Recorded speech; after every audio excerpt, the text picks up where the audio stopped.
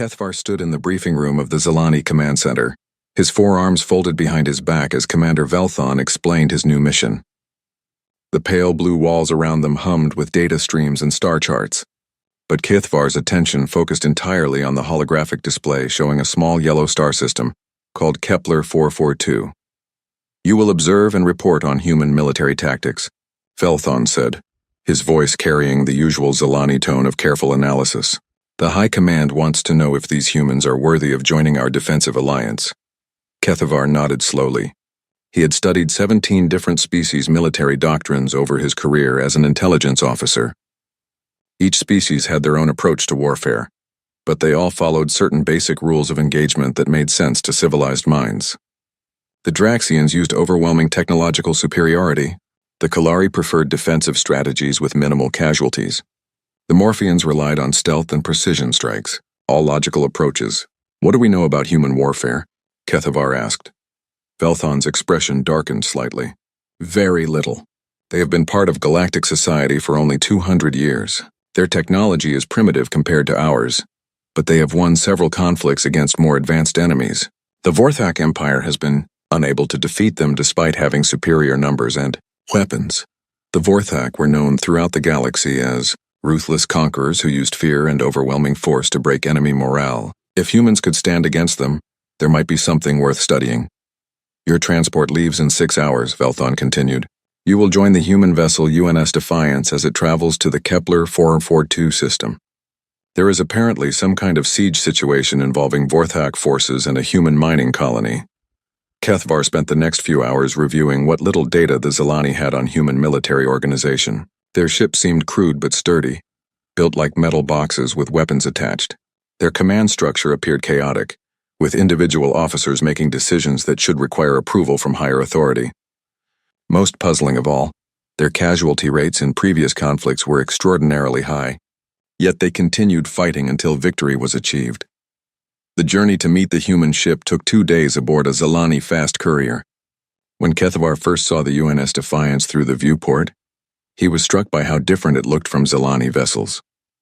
Where Zelani ships were smooth and elegant, designed for maximum efficiency, the human ship looked like it had been built to survive being hit by meteors. Thick armor plating covered every surface, and weapon ports dotted the hull like angry eyes. Boarding the human ship was an experience that challenged every assumption Kethvar had about proper military protocol. The airlock opened to reveal Captain Jake Morrison, a tall human with graying hair and scars on his hands that spoke of long experience with violence. He wore a simple uniform with minimal decoration, nothing like the elaborate dress of Zelani officers. "Welcome aboard, Kethvar," Morrison said, extending his hand in the human gesture of greeting. "I hope you find what you're looking for out here." As Morrison led him through the ship's corridors, Kethvar noticed how the crew behaved. Zelani military personnel maintained strict hierarchy and formal communication at all times. These humans called each other by first names, made jokes during duty hours, and seemed to treat their captain more like a respected friend than a superior officer. "This is Lieutenant Commander Lisa Chang, our tactical officer," Morrison said, introducing a compact woman with sharp eyes and quick movements. "She'll be your liaison during the mission." Chang smiled and shook Kethvar's hand with surprising strength. "The captain says you want to learn about human military doctrine. I have to warn you, it might not make much sense at first." She led him to a briefing room where holographic displays showed the Kepler 442 system. 3 asteroid mining stations orbited the main planet, with a small human colony called Haven's Rest on the largest asteroid. Vorthak forces had surrounded the system with a fleet of warships, cutting off supply lines and demanding surrender. Standard galactic response would be to negotiate or request assistance from allied forces, Chang explained. "The Vorthak have us outnumbered 3-1, and they control the high ground around the asteroid belt. What will humans do instead?" Kethvar asked. Chang's smile became something that made Kethavar's spine tingle with unease. "We're going to break their siege and drive them out of the system. But the tactical situation is impossible," Kethvar protested. "Your forces are outnumbered and lack positional advantage." "That's what makes it interesting," Chang replied. "See, other species fight to minimize losses and maximize tactical advantage. Humans fight to win, regardless of cost." She brought up a new display showing human battle doctrine. Kethvar stared at concepts that seemed to contradict everything he knew about warfare. Acceptable losses was listed as a standard planning parameter. Fighting withdrawal was described as a tactical victory. Most disturbing was something called death before dishonor, which seemed to suggest that humans would rather die than surrender. "I don't understand," Kethvar said. "How can death be preferable to tactical retreat?" Chang studied him for a moment as if trying to decide how much to explain. "Have you ever had something you cared about more than your own life?" The question puzzled Kethvar.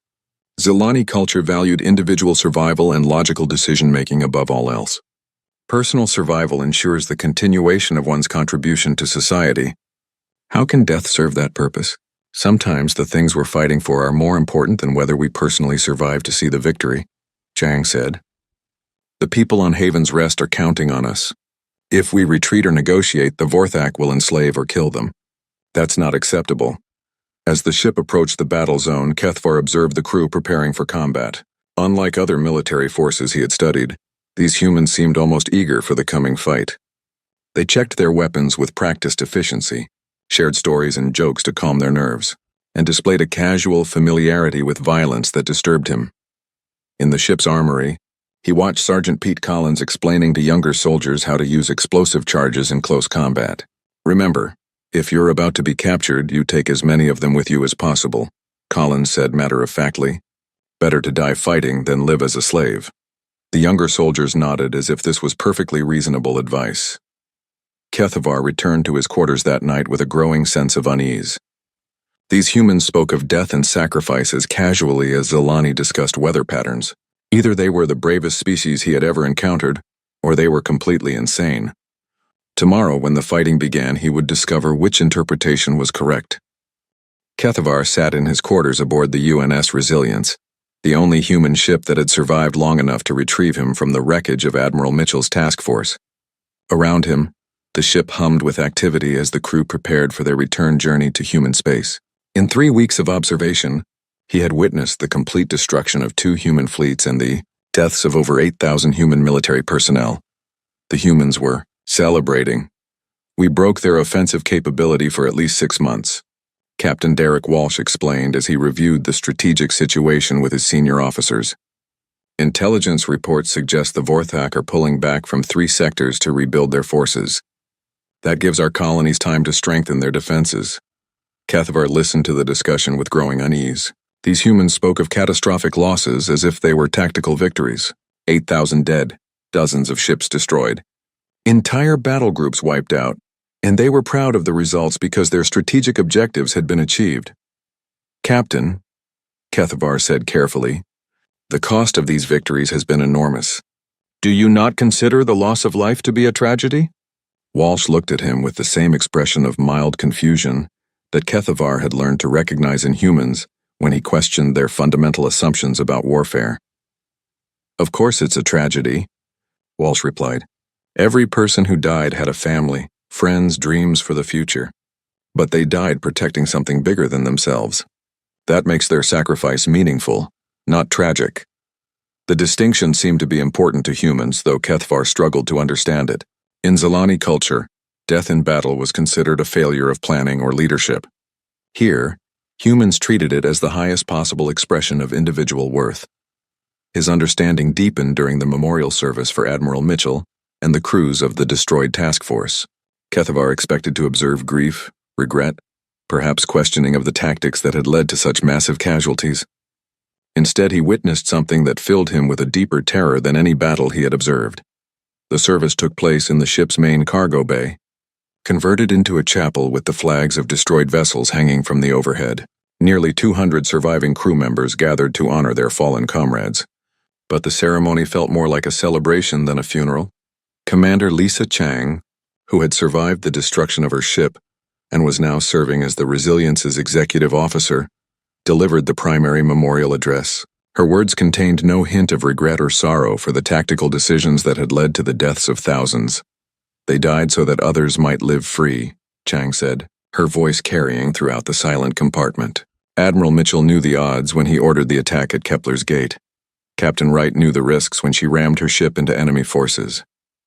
Lieutenant Rivera understood the cost when he took those shuttles into certain death. She paused, looking out over the assembled survivors before continuing. They made those choices not because they wanted to die, but because they believed that some things are worth dying for. Freedom, justice, the right of peaceful people to live their lives without fear. We do not mourn their sacrifice. We pledge to make it meaningful. The response from the crew was not the grief-stricken silence that would have followed such losses in Zilani society. Instead, 200 voices joined together in something that sounded like a battle hymn, promising to continue the fight that their dead comrades had begun. As the ceremony concluded and crew members returned to their duties, Kethavar realized that he was witnessing the fundamental difference between humans and every other species he had studied. Other races fought to preserve their civilization. Humans fought as if the continuation of their individual lives was secondary to the continuation of their values.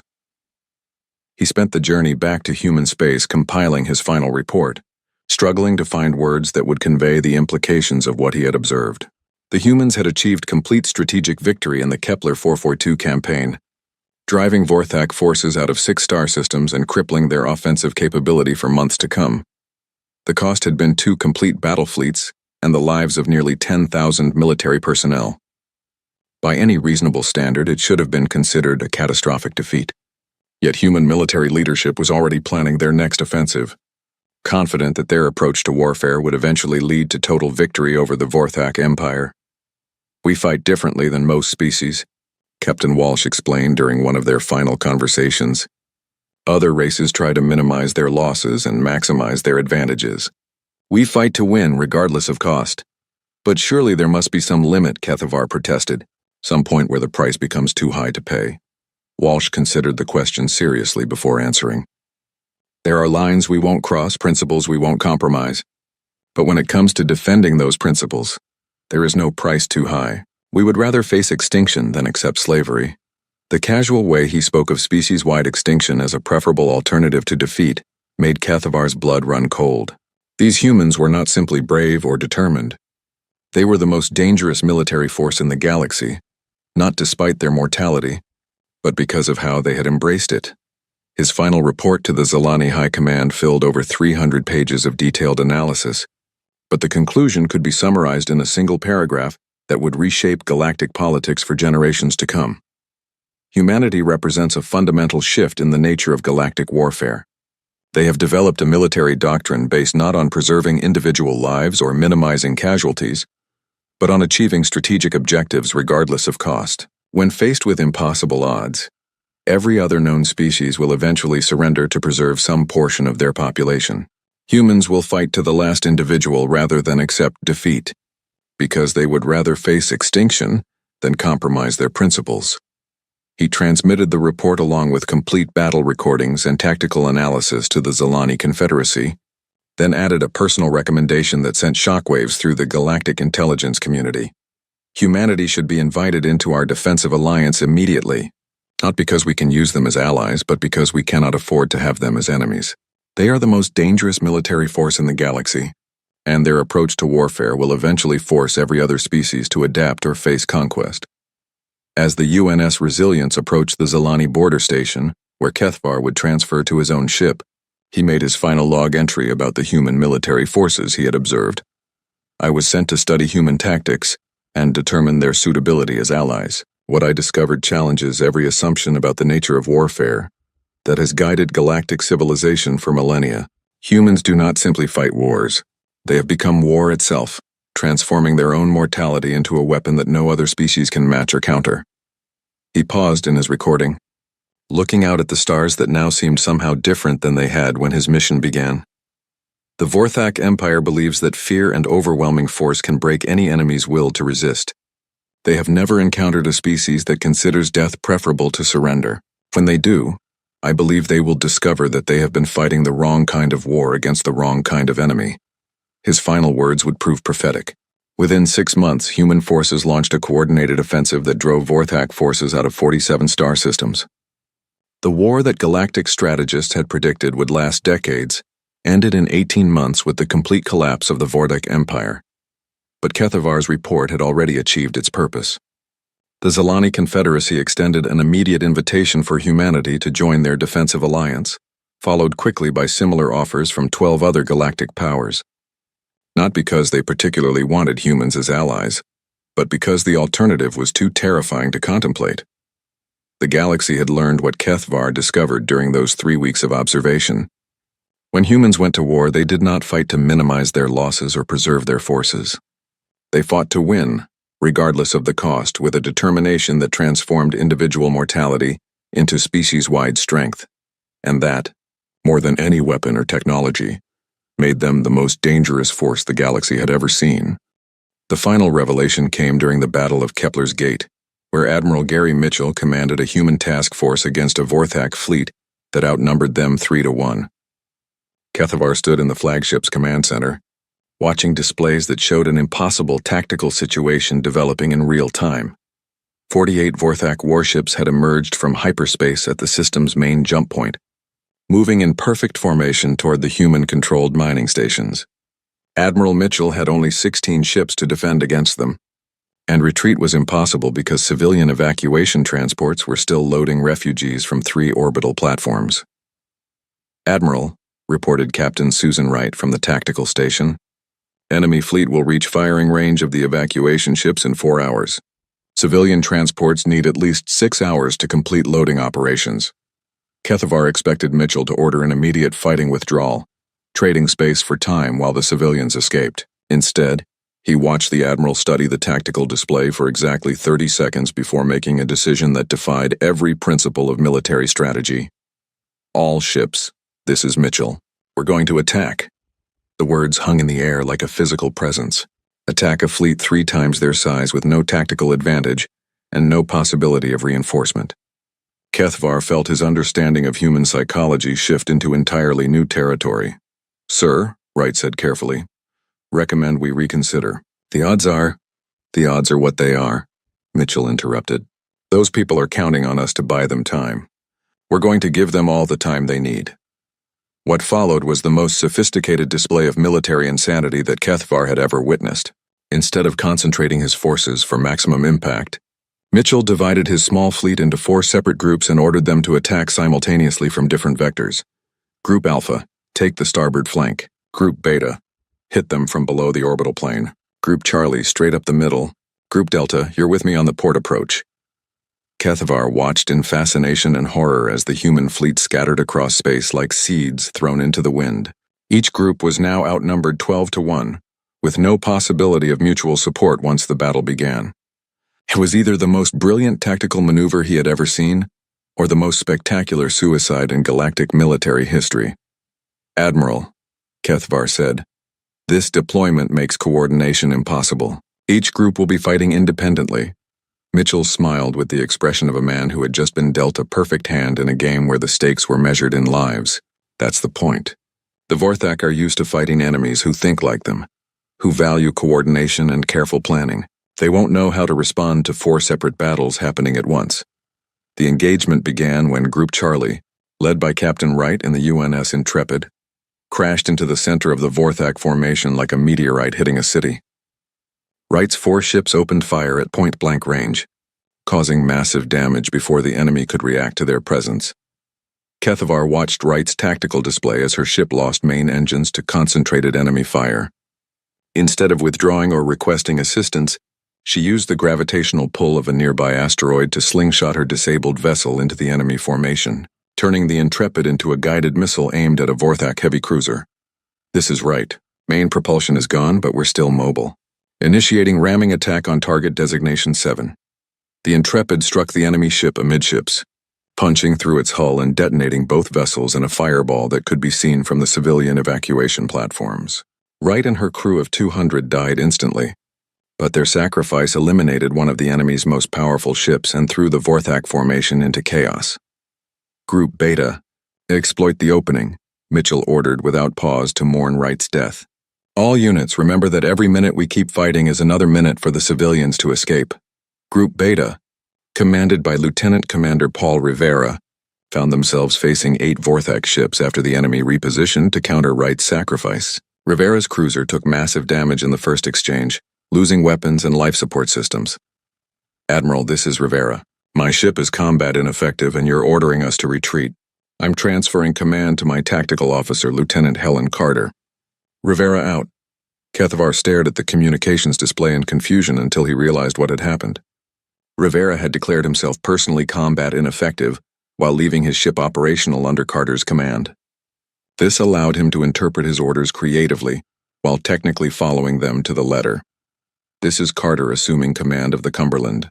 Rivera and a volunteer crew are taking shuttles to continue the engagement. Cumberland is withdrawing as ordered.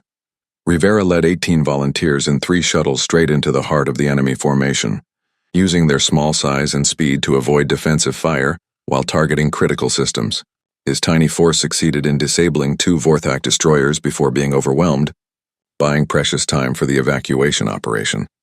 The most shocking display came from Group Delta, where Admiral Mitchell found himself commanding the final 4 human ships against 12 Vorthak vessels. When his flagship lost main weapons, Mitchell made a decision that perfectly demonstrated the human approach to impossible situations. All ships, this is Mitchell. We're going to show these Vorthak what happens when they threaten human civilians. Prepare for close assault. Instead of maintaining firing distance where his ships might survive longer, Mitchell ordered a point-blank attack that would ensure massive casualties on both sides. His 4 ships charged directly into the enemy formation, trading firepower at ranges where armor and shields provided no protection. The UNS Washington, commanded by Captain Robert Hayes, lost life support and main power, but continued firing using emergency batteries until its ammunition was exhausted. Captain Linda Foster's destroyer Eagle rammed a Vorthak cruiser when her weapons failed, taking both ships out of the battle. Commander Steve Murphy kept his frigate Hammer fighting until structural damage caused it to break apart under acceleration stress. Mitchell's flagship endured until the very end, trading fire with 3 enemy ships simultaneously, while coordinating the actions of units that existed now only as debris fields and memorial markers. When the bridge lost power, he continued issuing orders from engineering. When engineering was destroyed, he used a portable communicator to direct the final assault from a life pod. All remaining units, this is Mitchell. Civilian evacuation is complete. You are authorized to withdraw. But there were no remaining units to withdraw. Every human ship in the task force had been destroyed or disabled. 48 Vorthak vessels had been reduced to 7 damaged survivors, limping away from what should have been an easy victory. The battle ended with complete tactical defeat. For the human forces, an absolute strategic victory. Every human warship was gone, along with nearly 3,000 crew members. But the civilian evacuation had been completed successfully, and the Vorthak fleet was so damaged that it posed no threat to human territories for months to come. Kethavar found himself rescued from the wreckage of the flagship by a human search and rescue team 3 hours after the battle ended. As medical teams treated his minor injuries, he overheard conversations that crystallized his understanding of what made humans so terrifying as opponents. Mitchell got all the civilians out, reported the rescue team leader to his superiors. Mission accomplished. There was no discussion of the catastrophic ship losses or massive casualties. The only thing that mattered was that the mission objectives had been achieved. 3,000 human deaths were considered an acceptable price for saving 50,000 civilian lives. As Kethavar was transferred to a medical transport, he realized that his evaluation of human military capabilities was fundamentally flawed from the beginning. He had been thinking of humans as a species that fought wars. What he had actually discovered was a species that had become war itself. They did not fight to preserve their ships or protect their soldiers or minimize their losses. They fought with the total commitment of a people who would rather face extinction than accept defeat. Every human soldier was trained to continue the mission regardless of personal cost. Every officer was prepared to sacrifice their life and the lives of their subordinates if the tactical situation demanded it. Most terrifyingly of all, they did this not from desperation or fanaticism but from a cold, calculated understanding that this approach to warfare was more effective than any alternative. They had turned the thing that other species feared most about war, the possibility of death, into their greatest strategic advantage. The Battle of Kepler's Gate had shown Kethavar something that would haunt him for the rest of his life. When humans faced impossible odds, they did not surrender or retreat or negotiate. They attacked with everything they had, accepting total destruction as a preferable alternative to failure. And somehow, impossibly, they won. 3 days after the victory at Haven's Rest, Kethavar began to understand that what he had witnessed was not an aberration, but a glimpse into something far more systematic and terrifying. The human fleet had moved to Vorthak Station Omega, a massive military installation that controlled 3 jump routes through the sector. Standing in the observation deck of the UNS Defiance, Kethavar watched human ground forces prepare for what Lieutenant Commander Chang casually referred to as a standard assault operation. The station housed nearly 10,000 Vorthak soldiers and was protected by energy shields that could withstand orbital bombardment. Any reasonable military force would spend weeks developing a careful siege strategy. The humans planned to take it in 18 hours. Key is simultaneous pressure on multiple fronts, explained Marine Colonel Amy Torres as she briefed her officers. Torres was a compact woman with steel-gray hair and scars that told stories of dozens of previous battles. We hit them from 6 directions at once, keep them from coordinating their defense. Kethavar studied the tactical displays showing the assault plan. What he saw violated every principle of military strategy he had ever learned. Instead of concentrating their forces for maximum impact, the humans were spreading their already limited numbers across half a dozen separate attack vectors. Each group would be outnumbered and isolated, with no possibility of mutual support. Colonel, Kethavar said carefully, this deployment leaves each assault group vulnerable to being surrounded and destroyed, individually. Torres looked at him with the same expression of mild confusion that he had seen from other humans when he questioned their tactics. That's the point. If the Vorthak concentrate their forces to destroy one group, it opens up opportunities for the others. If they spread out to cover all approaches, none of our groups face overwhelming opposition. But what happens to the group that gets surrounded? They do their job and hold position until the mission is complete. The casual way she spoke of condemning soldiers to certain death made Kethavar's skin crawl. In Zilani military doctrine, the preservation of individual units was a primary concern. Commanders who unnecessarily sacrificed their subordinates faced court-martial and disgrace. The assault began before dawn, station time. Kethavar accompanied the command group as they established a forward position on an asteroid overlooking the station. From there, he could monitor all 6 assault teams as they approached their targets. The first sign that something was fundamentally different about human warfare came when Team 3, led by Major Chris Hoffman, encountered heavier resistance than expected. The Vorthak had concentrated nearly 2,000 soldiers to defend the main docking bay, turning what should have been a quick penetration into a grinding battle of attrition. Team 3 is taking heavy casualties, reported the communications officer. Major Hoffman requests permission to withdraw and regroup. Negative, Colonel Torres replied immediately. Team 3 maintains position and continues the assault. All other teams, accelerate your schedules. We need to draw pressure off Hoffman's people.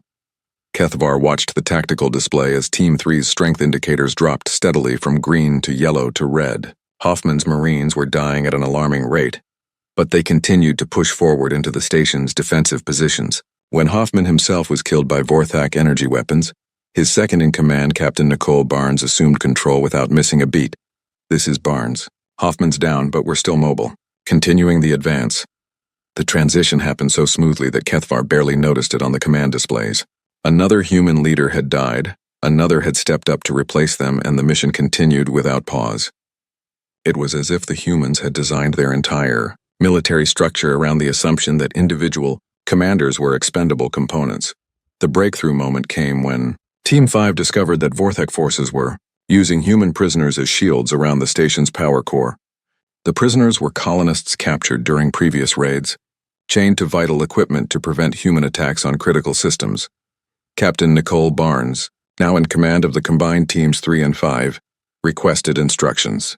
The video feed showed dozens of human civilians, including children, positioned around the power generators that kept the station's defenses operational.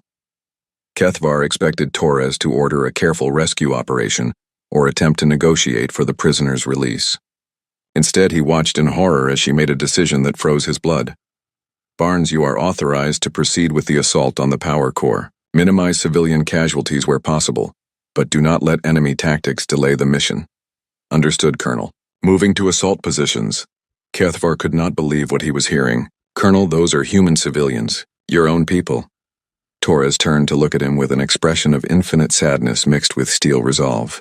Yes, they are our people. And if we let the Vorthak succeed here, thousands more of our people will die in future attacks. We save who we can, but we do not let evil succeed because it hides behind innocence.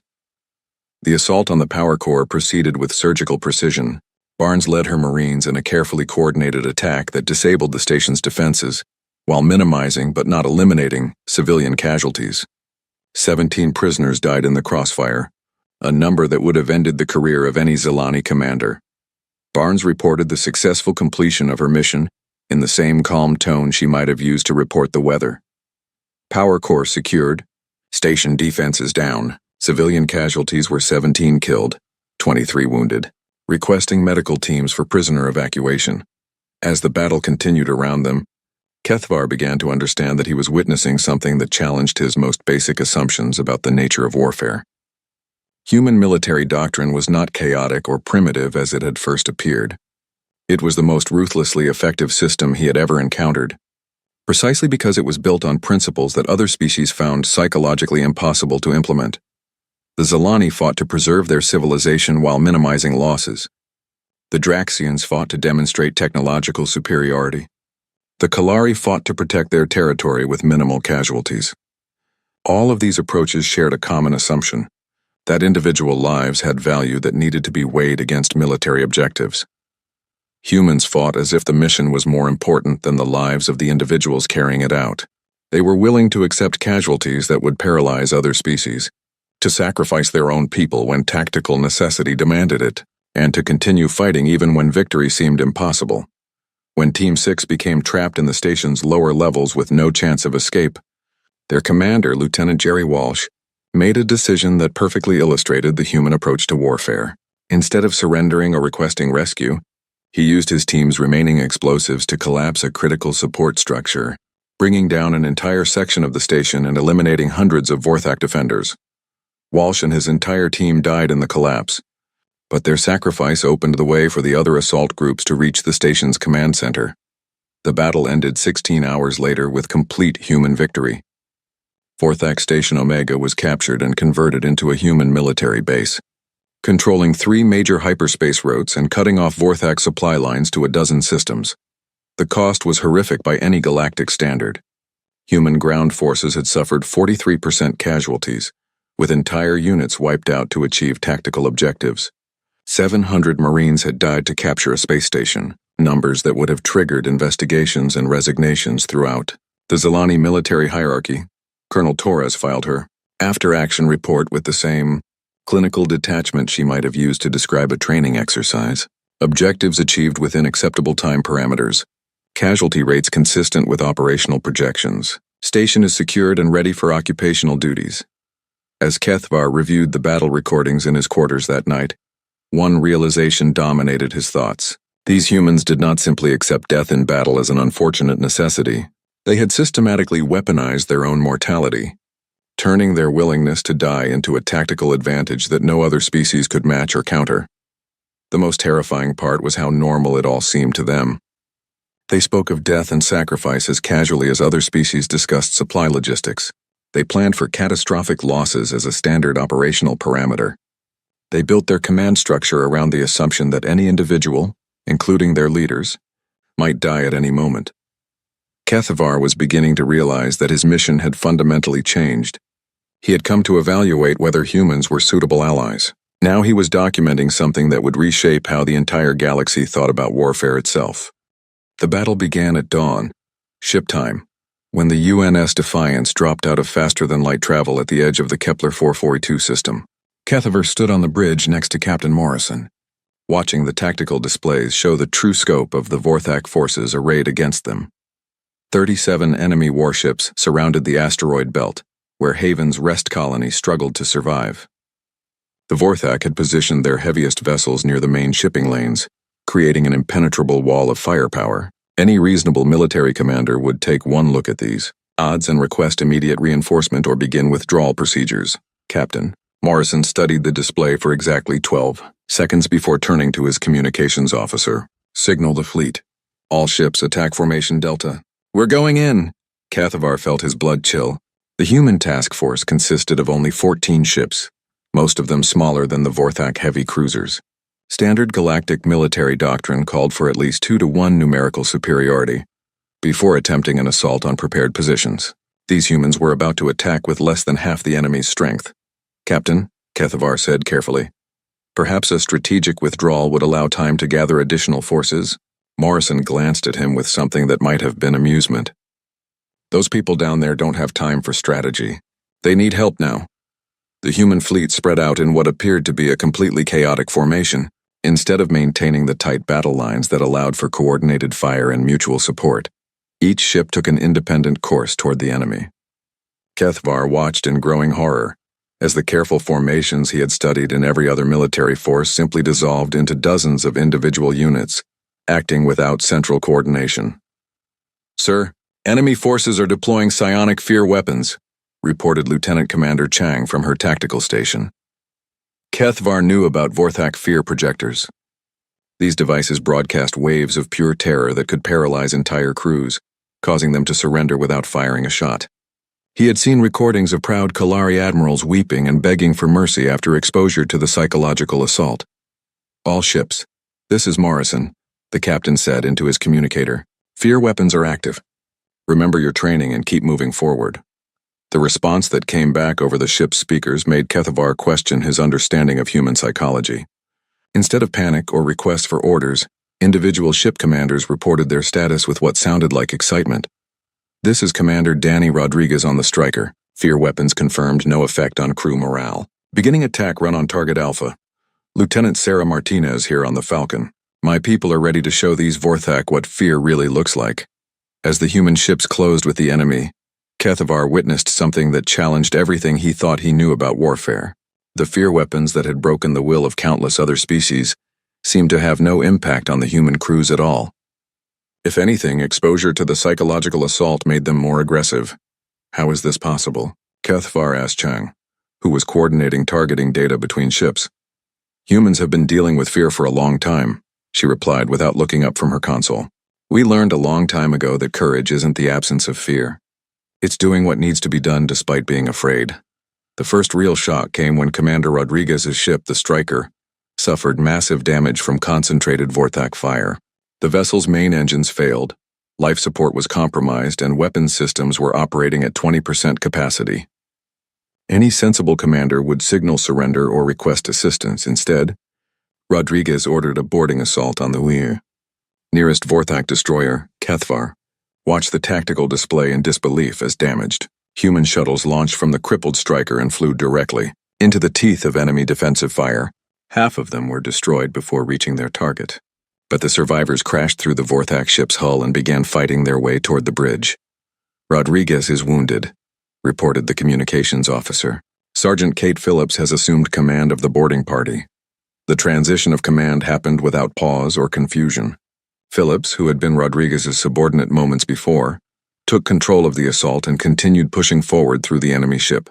When Rodriguez recovered enough to resume command, he found that Phillips had already captured the destroyer's engine room and was working toward the bridge.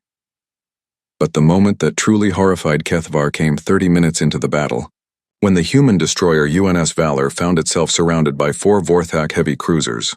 Captain Ben Turner's ship had lost main weapons, shields were failing, and the hull had been breached in 17 places.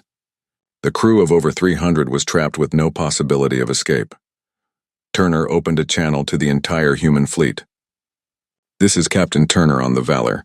We're combat ineffective but still mobile. Recommend all other ships continue the mission. We'll handle the heavy cruisers." "Ben, you can't take on 4 cruisers with a damaged destroyer," Morrison replied. "Fall back and we'll provide cover." "Negative, sir. We have a better idea." Kethavar watched in growing horror as the Valor changed course and accelerated directly toward the largest Vorthak fortress guarding Haven's Rest. The ship's remaining engines pushed it faster and faster, turning the damaged vessel into a 300-meter guided missile aimed at the heart of the enemy position. "All hands, this is Captain Turner," came the announcement over the ship's internal communications system. "We have the honor of clearing the path for our brothers and sisters. Prepare for impact." The response from the Valor's crew was not panic or mutiny, but a chorus of acknowledgement from every station. 300 human beings faced with certain death carried out their captain's orders without question or hesitation. The Valor struck the Vorthak fortress at nearly full speed, punching through its shields and armor before detonating the ship's reactor core inside the enemy structure. The explosion lit up space like a new star, destroying the fortress and clearing the way for the rest of the human fleet to reach Haven's Rest. Kethavar stood frozen at his station, staring at the expanding cloud of debris that had been a ship full of living beings moments before. In Zilani culture, the sacrifice of 300 lives would be considered an unthinkable tragedy, worthy of months of mourning and careful analysis to ensure it never happened again. Lieutenant Commander Chang's voice broke through his shock. Valor's sacrifice cleared the main approach. All ships, final assault on remaining Vorthak positions. She spoke of the destruction of 300 human lives as if it were a successful tactical maneuver. When Kethavar looked around the bridge, he saw no grief or horror on the crew's faces.